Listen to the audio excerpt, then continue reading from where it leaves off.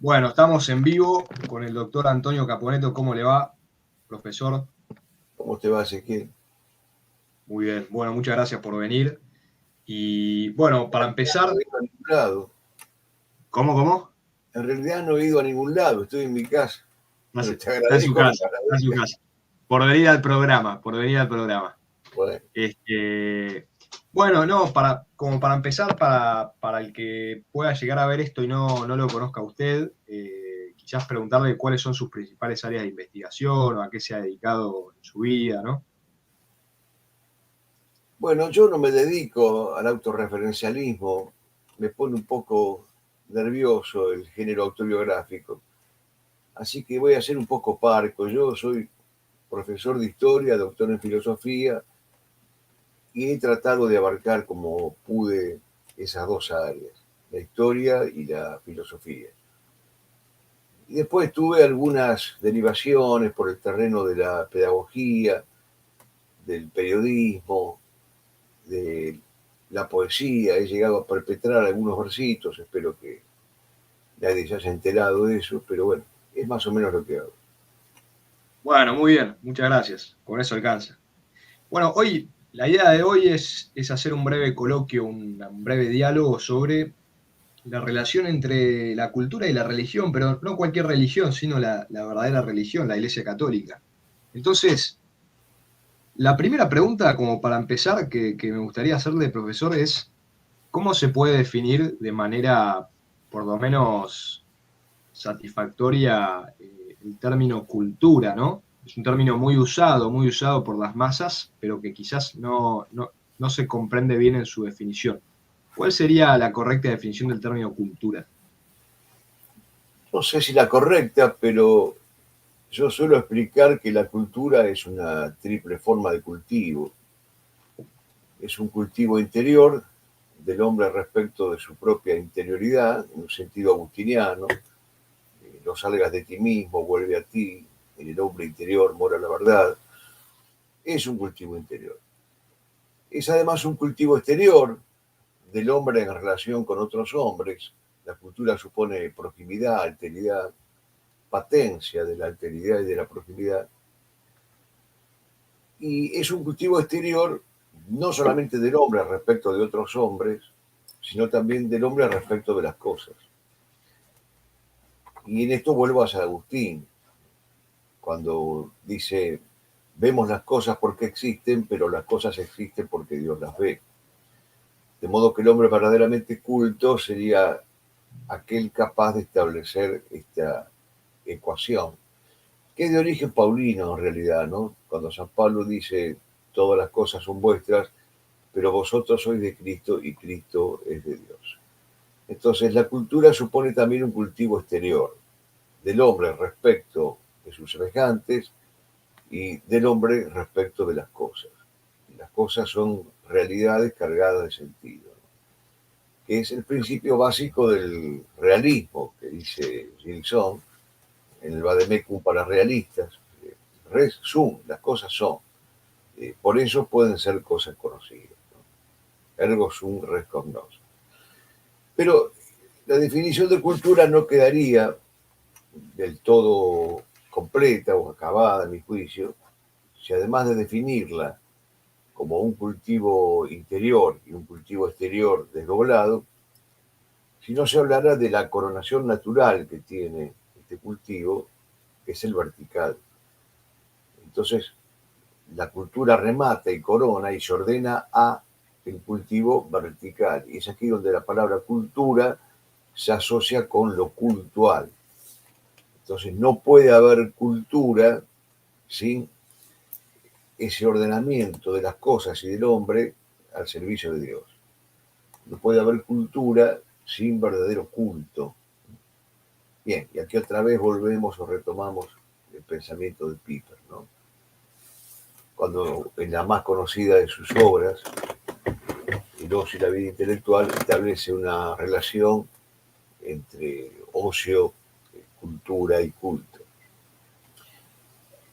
Y esto es muy importante porque la expresión, no es que sea importante porque lo digo yo, quiero decir esto que dice Piper y que reconocen los grandes maestros, y que viene de la tradición, viene de la patrística.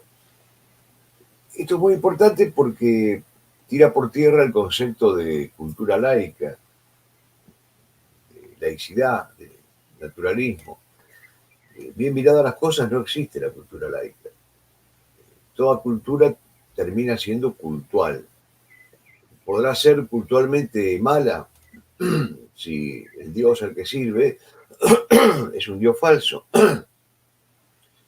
Y podrá ser una orientación cultural verdadera y genuina y legítima, es el Dios al que se ordena, es el Dios verdadero, nuestro Señor Jesucristo, el Dios unitrino. Por eso yo insisto en estas tres posibilidades de cultivo que definen a la cultura. Y rechazo de cuajo cualquier concepción naturalista o manetista o desacralizante o secularizante, o cualquier concepción, filosóficamente hablando, idealista, ¿no? Porque al negar lo real, se termina negando lo real por antonomasia, que es Dios, y se pierde la docilidad a Dios, y el hombre al volverse indócil a Dios no puede ya ser un hombre verdaderamente culto. Ningún hombre que viva en situación de indocilidad divina y de hostilidad respecto de Dios puede ser un hombre culto, ¿no? Me acuerdo ahora creo acordarme, no estoy seguro, de una cita de Plutarco que dice: conoceréis ciudades sin mercados, sin murallas, sin escuelas, pero jamás conoceréis ciudades sin oraciones, sin templos, sin sacrificios. En realidad, el hombre clásico tenía una clara conciencia de que la cultura remataba en la vida cultural. Esto se ha perdido ahora, se ha perdido intencionalmente, ¿no? Hoy, en el mejor de los casos, la cultura es sinónimo de lo libresco, en el mejor de los casos. Claro. Y digamos, ya desprendido de lo que usted acaba de explicar, una pregunta que creo que ya está, la respuesta ya estaba implícita, ¿no? En lo que usted acaba de explicar, pero podemos explicitarla. ¿Qué autoridad tendría la Iglesia Católica, la verdadera religión, para hablar de cultura? Por un lado, tiene una autoridad doctrinal, porque la iglesia es mater magistra, por lo tanto es una iglesia docente, es una iglesia que comunica cultura y que insta a la contemplación de la cultura en esta triple dimensión que la hemos descrito. O sea, desde el punto de vista doctrinal, la iglesia tiene la autoridad que le da su fundador para hablar de cultura, puesto que Cristo es el divino maestro. Entre otros atributos, Cristo es el divino maestro. Por lo tanto, si Cristo es el divino maestro, ¿qué institución más autorizada que la iglesia, cuyo fundador es un maestro, para hablar de cultura? Pero creo que no solamente es una autoridad doctrinal la que tiene la iglesia, sino que es una autoridad histórica. Es decir, históricamente la iglesia ha fundado y salvado la cultura de Occidente. Yo diría que la ha bautizado, que me parece un término mejor que los anteriores. No digo yo que la iglesia encuentre un páramo en materia cultural cuando se funda formal e institucionalmente, no, obviamente que no. Bastaría recordar el episodio de San Pablo en el Areópago de Atenas, ¿no? Si la iglesia se encuentra con la semina verbi, con las semillas del verbo. Entonces la iglesia lo que hace es bautizar esas semina verbi e incrementarlas. Pero por eso digo, no solamente hay una autoridad doctrinal que tiene la iglesia, sino una autoridad histórica, porque históricamente detrás del bautismo de la cultura, del florecimiento de la cultura y de la expansión de la cultura y del cuidado y la preservación de la cultura en los tiempos de barbarie, en los tiempos de salvajismo, eso es obra de la Iglesia. Es obra de la Iglesia.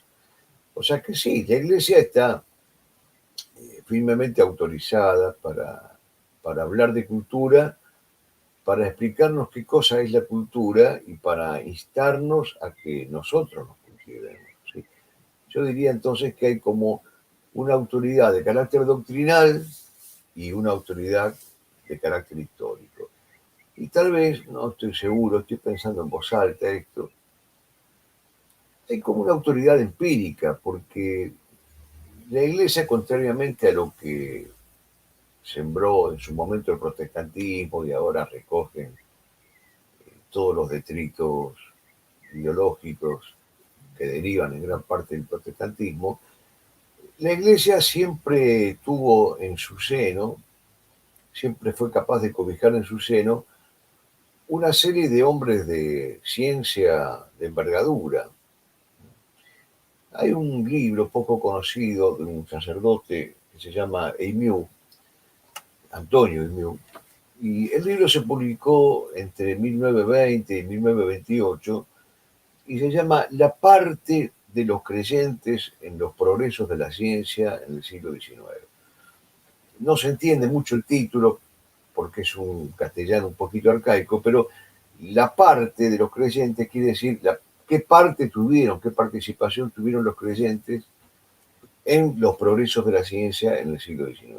Y Aimieux trae 461 casos de católicos prestigiosos, brillantes, destacados, que se destacaron en las disciplinas más variadas, exactas, naturales, lo que se llama las ciencias duras,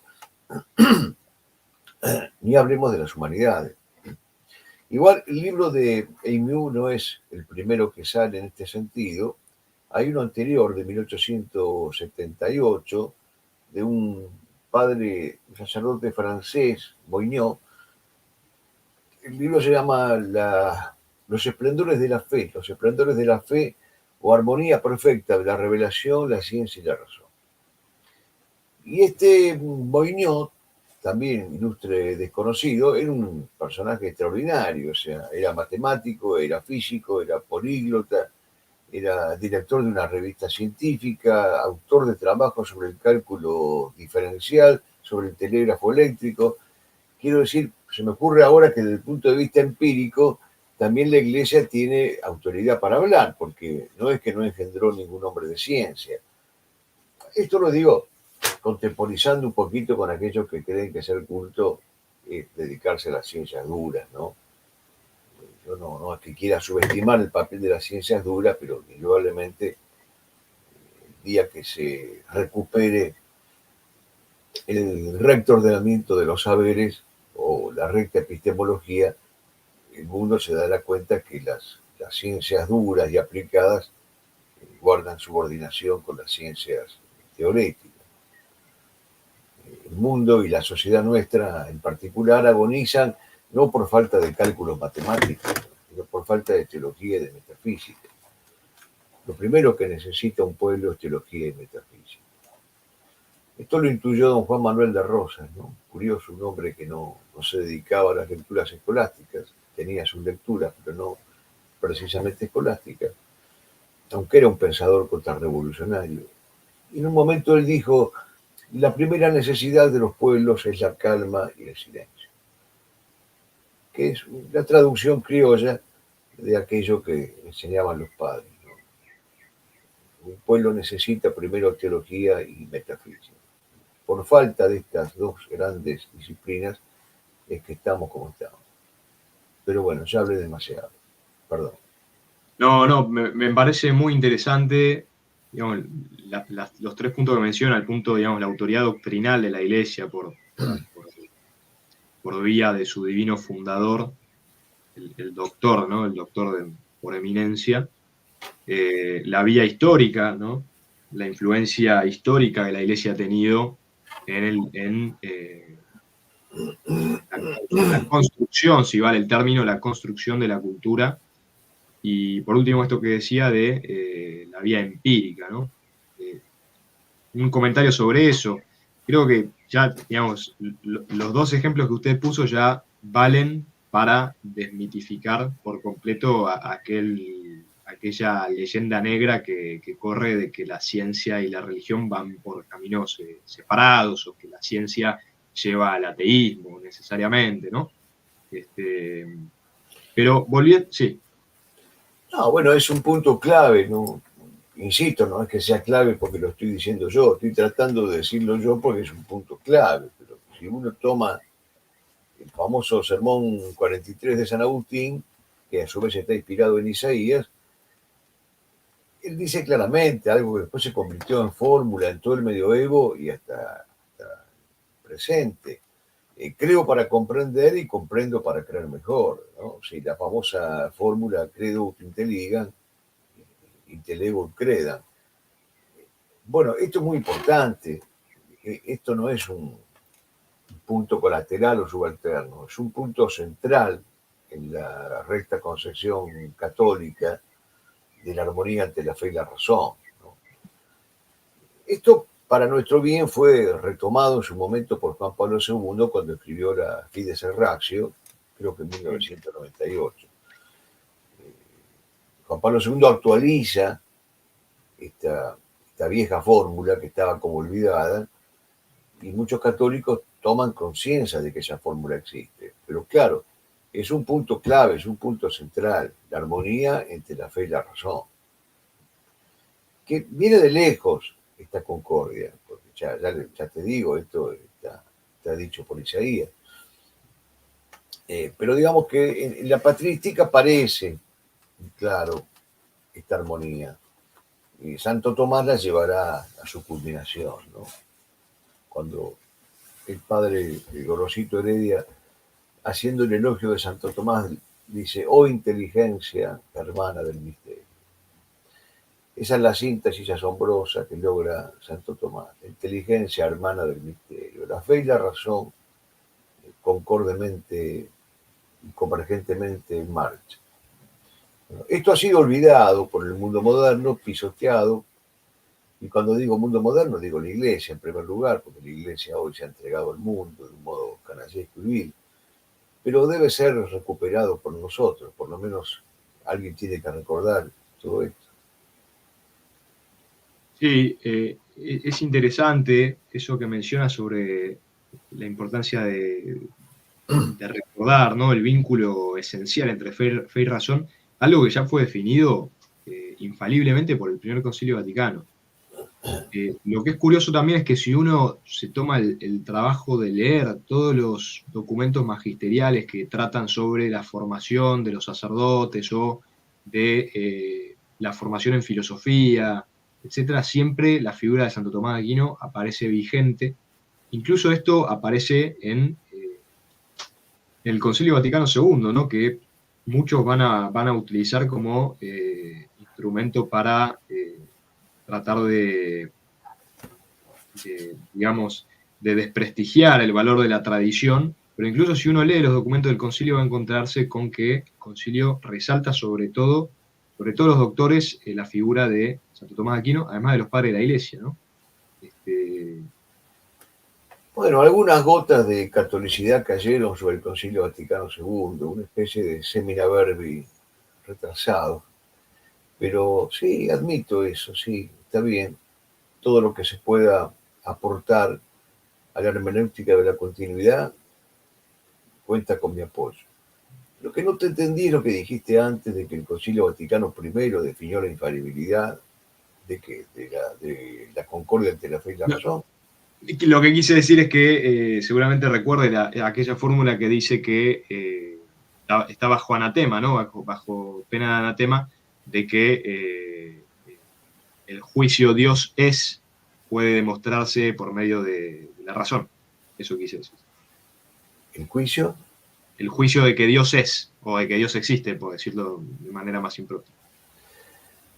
Sí, bueno, lo que estás haciendo me parece una derivación legítima, sí, sí, yo no lo había pensado así, sí, pero está bien, correcto, sí. Lo que pasa es que el Concilio Vaticano I es el que define la infalibilidad del pontífice cuando habla en cátedra. Por eso que me sorprendió que denominaras infalibilidad a la definición del Concilio Vaticano I sobre el vínculo entre la fe y la razón.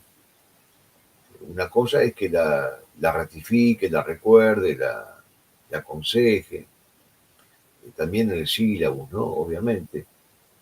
Pero cuando escuché que hablabas de la palabra infalibilidad y la asociabas al Concilio Vaticano I, en rigor, el Concilio Vaticano I está asociado a otra definición de infalibilidad, pero bueno, no empece a la tuya. Claro, sí, no, sí, sí, perdón, sí. De todas maneras, creo que tu comentario terminaba con Santo Tomás. Sí. Parece, no recuerdo bien, que fue lo último que dijiste. Sí, la figura de Santo Tomás.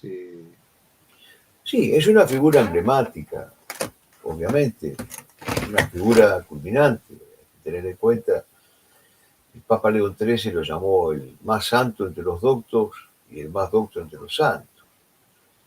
Y el mismo Pablo VI lo denominó maestro insustituible de sabiduría humana y divina.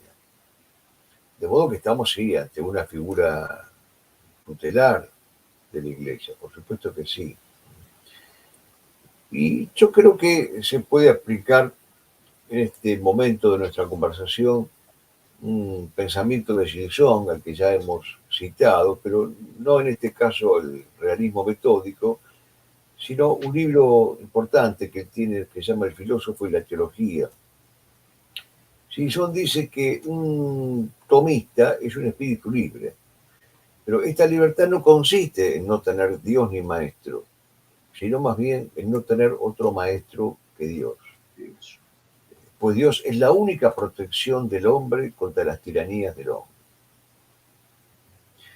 Eso también debería ser recordado, es una muy buena síntesis de Gilson, ¿no? Una cabeza fuera de lo común.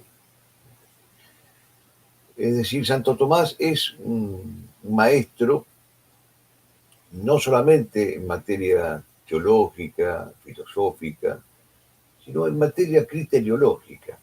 Es decir, el que lee a Santo Tomás y profundiza un poco en Santo Tomás, encuentra además, como de Yapa, ¿no?, como un plus, un criterio, una criteriología. ¿Cuál debe ser el criterio de un católico? ¿Cuál debe ser el criterio de un intelectual católico? Es importante saber encontrar un criterio en este mundo que ha perdido el quicio y en esta iglesia que ha perdido el rumbo. Santo Tomás, entre otras cosas, proporciona un criterio. No digo yo, no lo sé, que sea el principal aporte de Tomás, no lo creo, pero sí creo que no deberíamos descuidar nosotros el aporte criteriológico de Santo Tomás de Aquino. Interesante, profesor. Y volviendo al tema de la autoridad histórica de la Iglesia, ¿podría por lo menos mencionar, no digo todos, pero quizás uno o el que usted considere más importante aporte de la Iglesia al desarrollo de la cultura? Bueno, están las universidades. Las universidades son creaciones católicas. Contrariamente a lo que creía Perón cuando hablaba de los frontispicios de las universidades griegas, según él, en los frontispicios de las universidades griegas había un apotegma que decía todo en su medida y armoniosamente. Bueno, las universidades no son propiamente creaciones griegas, ¿no? Son creaciones cristianas medievales, sin mengua del enorme mérito que tuvieron las instituciones culturales helénicas y romanas, ¿no? Por cierto que Sócrates solo es una universidad, Platón solo es mucho más que la Complutense. Pero en sentido institucional, las universidades fueron las grandes fundaciones de la Iglesia Católica, de las órdenes más importantes de la Iglesia Católica. Solamente con mencionar las universidades uno ya podría darse por satisfecho respecto de las aportaciones culturales de la Iglesia en el transcurso de la historia, ¿no? Pero tengan en cuenta ustedes, por ejemplo, por sumar otro ejemplo, no sé, la obra de Alfonso el Sabio, la escuela de traductores de Alfonso el Sabio. Toda esa recopilación riquísima que ordenó hacer el gran rey español. Todo eso es un tesoro de la cultura occidental que está descuidado, abandonado, desconocido.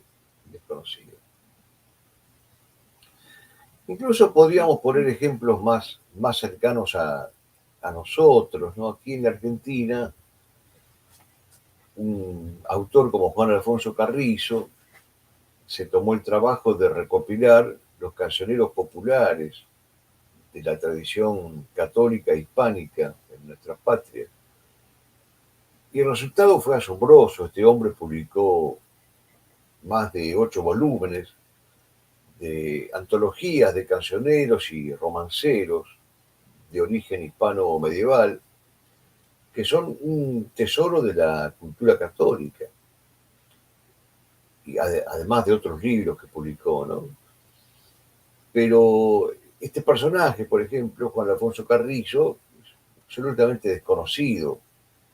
El padre Castellani, cuando escribió El nuevo gobierno de Sancho, tiene un capítulo muy jocoso, aunque todos los capítulos del nuevo gobierno de Sancho son jocosos, que se llama El tanguista, y está dedicado a Juan Alfonso Carrizo, a quien Castellani llama Hidalgo, ¿no? Porque claro, Castellani contrapone la cursilería y la sensiblería tanguera con ese mundo hermoso, poético, bellísimo, hermoso, radiante, que descubrió Juan Alfonso Carrizo en los cantares populares. Y entonces Castellani hace esta reflexión. Antes, cuando no había ni radio ni televisión, la gente se dedicaba a recordar, a memorar y a cantar estos cánticos que recopiló Juan Alfonso Carrizo, que estaban llenos no solamente de belleza, de sublimidad, sino de catolicidad. Eran profundamente católicos, inequívocamente católicos. O sea que todo ese bagaje cultural del occidente y de la hispanidad llegado a estas tierras, ese también podría constituir otro ejemplo concreto del aporte de la Iglesia al rescate de la cultura. Lo que hizo Juan Alfonso Carrizo fue un rescate de la cultura católica en tierras criollas. Cuando Germán vino a la Argentina, quiso conocerlo, quiso visitarlo, y lo visitó. Él vivía en una casa modesta de la calle Chimborazo. Y cuando Pemán se fue, dijo: yo no sabía que España vivía en la calle Chimborazo. Cosa maravillosa. Y ese hombre no es recordado ni es conocido por nadie, ¿no? Es como dice Castellani, el país de los ciegos, el tuerto no es rey. Al tuerto lo matan porque ve mal. Claro. Y hablando de eso, ni hablar el trabajo de, digamos, de los monjes, ¿no? La preservación de esto que usted mencionaba, Platón, Aristóteles también, ¿no? Sí, sí, claro, los copistas. Los copistas salvaron patrimonio clásico, dando además un gran ejemplo de humildad, de sacrificio, de oración, de abnegación, porque hay que estar una vida copiando textos, ¿no? Gracias a ellos se han salvado esos monumentos de la cultura clásica.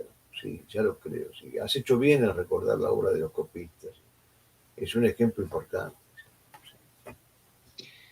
Y, digamos, ahora me gustaría pasar a otra cuestión, obviamente relacionada con todo esto, que es que la Iglesia, como dijimos, no solamente tiene una autoridad excelsa para hablar de cultura, pero no solo para hablar de cultura, sino para educar a la cultura, ¿no? Entonces, esto nos trae a la actual situación de la educación, valga la redundancia, en la cultura actual, ¿no? Nos hallamos en una gran crisis de la educación, ¿cuál, ¿dónde ve usted, ¿no? Que usted también se ha dedicado a la pedagogía, entonces tiene autoridad como para hablar de esto? ¿Dónde ve usted que está la raíz de esta crisis en la educación actual? Y, bueno, ¿cuál sería exactamente el rol de la Iglesia Católica en la educación de la cultura? Hacer un diagnóstico o una crisis de la educación actual nos llevaría más tiempo del que disponemos y tendrías que buscarte un interlocutor más válido. O haría falta resucitar por un tiempito al Cuino o al Cardenal Cisneros.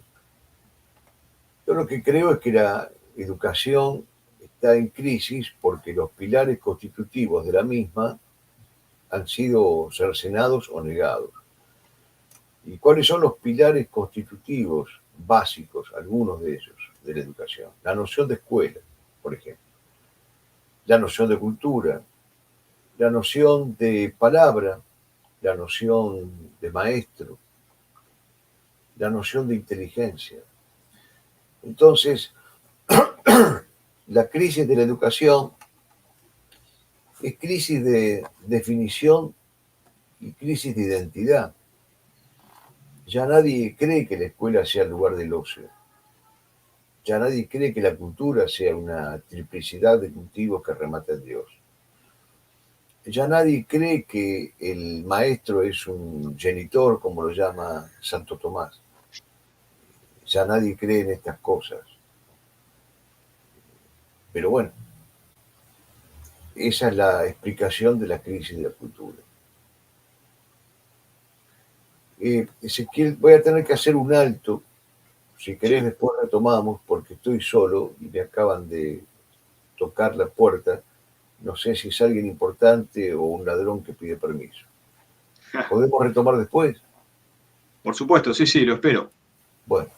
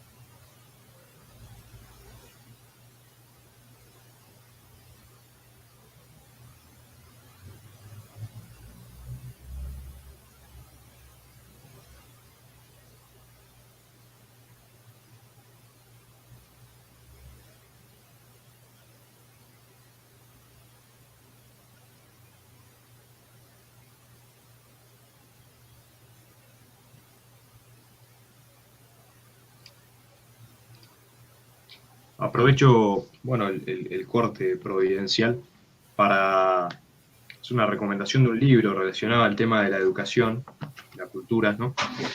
Es un libro del doctor Comar, Enseñanza y vida interior, ¿sí? Enseñanza y vida interior. Es muy cortito, fíjense. Ahí va. Fíjense, es muy finito, ¿no? El libro no es de gran longitud. Leo rápidamente la contratapa, ¿no? Dice, de allí lo indispensable de la vida interior, que lo estudiado no sea meramente aprendido como una noticia externa que no interesa, sino que le encontremos su sentido y su valor. Ezequiel, perdóname, Sí, voy a tener que cortar porque la visita que te había anunciado llegó antes. llegó antes, perfecto, profesor. Después, si Dejamos querés, acá. continuamos. ¿Eh? No, hemos cumplido con nuestro cometido, que era un No, breve no coloquio. sé, bueno, no sé, te pido disculpas, pero estoy solo en casa y tengo que atender a este señor que viene a hacerme un arreglo. Ningún problema, ningún problema. Bueno, Dejamos acá. gracias por todo, gracias. Hasta luego. Gracias, profesor. Gracias. Bueno, ahí providencialmente me quedé solo. Este, vuelvo con lo que estaba presentando, como para cerrar este breve y accidentado programa. Pero bueno, bendito sea Dios que Él es el Señor del tiempo. Él decide cuando nosotros, Él decide por nosotros, digamos. Sí, este librito es muy, muy interesante para aquel que se quiera dedicar a la pedagogía o a la enseñanza y vida interior. Leo, para hacer algún breve comentario, la contratapa, ¿no? De allí lo indispensable de la vida interior, que lo estudiado no sea meramente aprendido como una noticia externa que no interesa, sino que le encontremos su sentido y su valor, lo que a su vez hace a la enseñanza entusiasmante. Porque una enseñanza mecánica, aunque parezca fácil, no es interesante, a la larga es aburrida. Trasladada al saber, la mentalidad funcional es altamente destructiva. Y lamentablemente esto ocurre, no hay interés propio por la cosa, por la res, ¿no? Esto que mencionaba el doctor Caponeto, ¿no? No hay espíritu, porque donde hay espíritu hay descubrimiento del sentido, hay una cierta disponibilidad, interés, alegría y apertura hacia la cosa.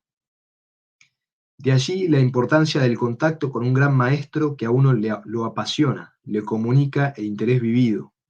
De allí la importancia del alto clima, de la intensa profundidad en seminarios universitarios y laboratorios. El clima formativo tiene que ser de alta temperatura. Lo mismo en la familia, en la parroquia. Todo lo que es tibio, medio frío, no conduce a nada. Los metales se funden con altas temperaturas.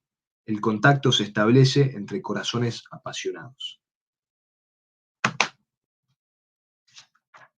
Y hago una breve presentación de los capítulos de este librito. El primero habla de conocimiento de interioridad.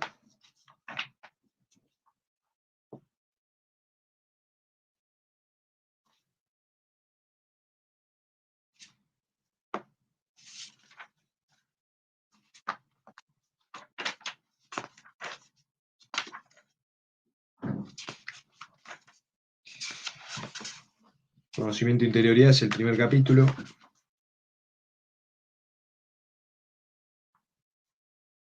El segundo es orientación e interioridad.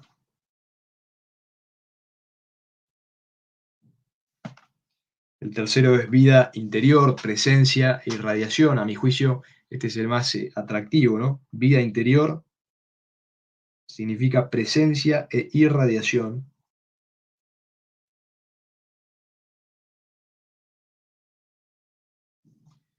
Y el cuarto es cultura e interioridad, ¿no? En relación con lo que veníamos conversando, ¿no? Este librito se encuentra disponible, bueno, en Mercado Libre, por supuesto, y la Fundación Emilio Comar también lo distribuye. Hemos tenido un coloquio con el doctor Del Bosco sobre la vida, la figura de Comar. Ahí se puede encontrar este librito. Un breve comentario sobre este libro que a mí me ha servido mucho es el tema de, explico a lo que a mi juicio ha sido el centro, ¿no? La esencia, el mensaje principal de este libro, es el tema de la importancia de la vida interior para una buena comunicación, ¿sí? De lo que uno intenta enseñar, ¿sí? Entonces la idea es básicamente la siguiente. Uno necesita tener una vida interior seria, una vida interior desarrollada, ¿sí? Una vida interior eh, madura, para poder contemplar nítidamente lo contemplable, ¿no? Lo bello, lo bueno, lo verdadero, el ente, lo que es, ¿sí? La ciencia, la sabiduría, y para luego poder transmitirla con eficacia. Y esta vida interior, ¿no? Que es lo que en el fondo caracteriza la vida excelsa de los santos, ¿no? Su profunda vida interior, es lo que el doctor Komar en el tercer capítulo relaciona con la irradiación.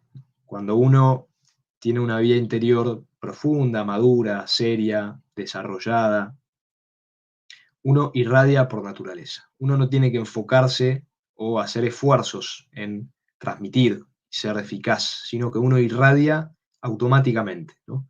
Automáticamente. Entonces, si uno tiene una vida interior madurada, rumiada, trabajada, si uno ha contemplado verdaderamente algo digno de ser contemplado, uno a la hora de transmitirlo lo va a irradiar, y la autoridad va a surgir como por naturaleza, como por naturaleza. Del mismo modo que las virtudes son como una segunda naturaleza, ¿no? Que nos facilitan obrar las cosas difíciles con, valga la redundancia, con facilidad, ¿no? Y como por naturaleza. La vida interior hace que uno irradie, y esa irradiación ya educa por sí misma. Independientemente de lo que uno pueda decir, ya esa irradiación de la propia vida interior, que en el fondo es vida de santidad, irradia y, y transmite cierta autoridad, ¿no? De modo que uno no necesita estar, por ejemplo, si uno da clases en colegios, uno no necesita estar callando a los alumnos constantemente, sino que uno ya por estar ahí, ¿no? Por la mera presencia, uno ya, por esa irradiación natural que se da, desligada de la vida interior, eh, uno ya transmite, ¿no? Pero bueno, todo eso está en ese librito de Komar. No voy a decir mucho más. Y bueno, voy a dar por finalizada este programa que fue accidentado. El profesor se tuvo que retirar, me había avisado con antelación que posiblemente iba a tener algún conflicto porque tenía que llegar alguien a su casa para arreglar algo que estaba funcionando mal. No sabía bien el momento, el tiempo. Pero bueno, por lo menos pudimos en media hora, en 30 minutos, decir algunas cosas con respecto a la cultura que están muy en línea con lo que ya hemos tratado en otros programas, por ejemplo, con el doctor Urbina, sobre cómo la razón natural lleva a la verdadera religión, al catolicismo, y cosas que vamos a tratar próximamente. Pero bueno, damos por terminado esto. Gloria al Padre, al Hijo y al Espíritu Santo, como era al principio, ahora y siempre, por los siglos de los siglos. Amén. En nombre del Padre, el Hijo y el Espíritu Santo. Muchas gracias.